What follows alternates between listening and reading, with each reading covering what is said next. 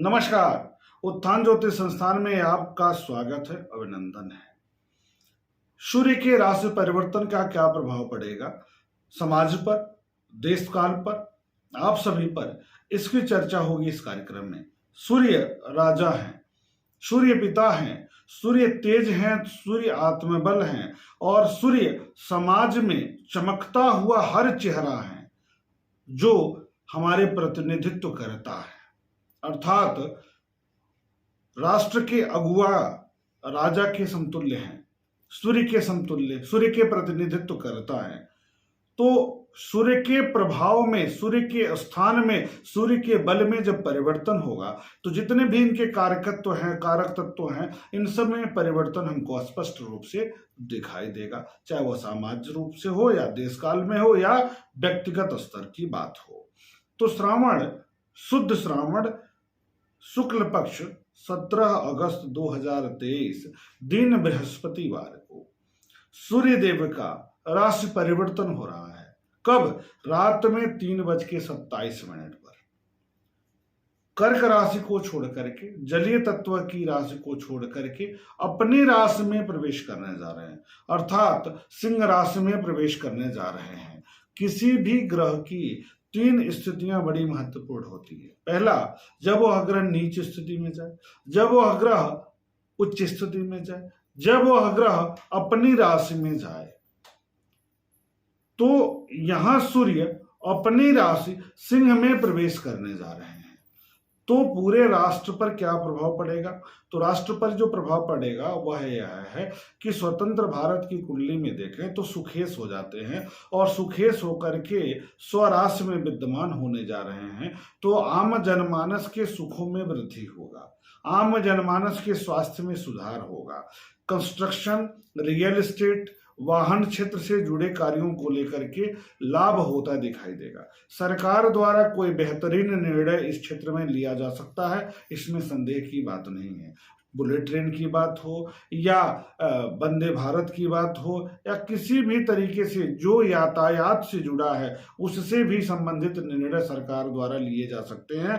तथा आम जनमानस के सुखों की दृष्टिकोण से मेडिकल क्षेत्र से जुड़ा हुआ कोई न कोई निर्णय इस महीने लिया जा सकता है। कब तक? 17 सितंबर 2023 तक।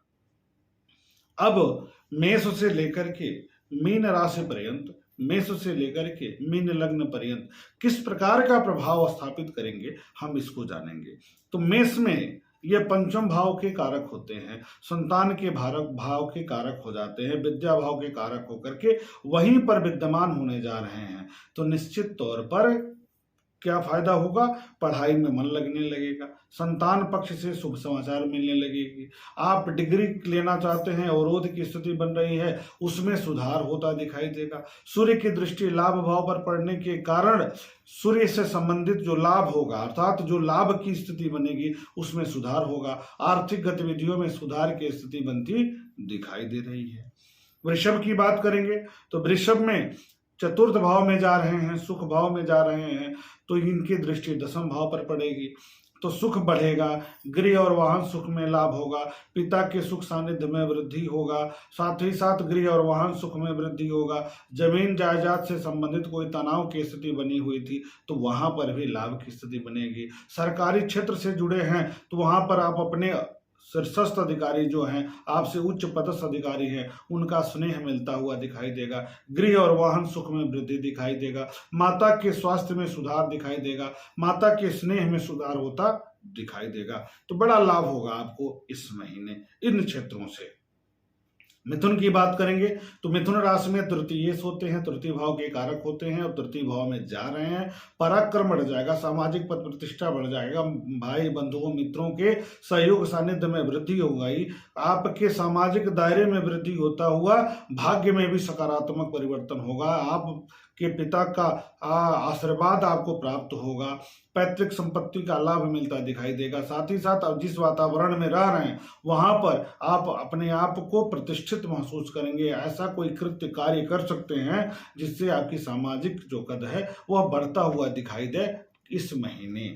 अब बात आती है कर्क राशि की। तो कर्क राशि में धनेश होकर के धन भाव में जा रहे हैं तो धन बढ़ेगा, धन संबंधित कार्यों में सकारात्मकता आएगी, लेकिन इसको हम अगले कार्यक्रम में बात करेंगे। यहाँ पर हम मिथुन राशि तक किस प्रकार का प्रभाव स्थापित करेंगे इसको जाने हैं।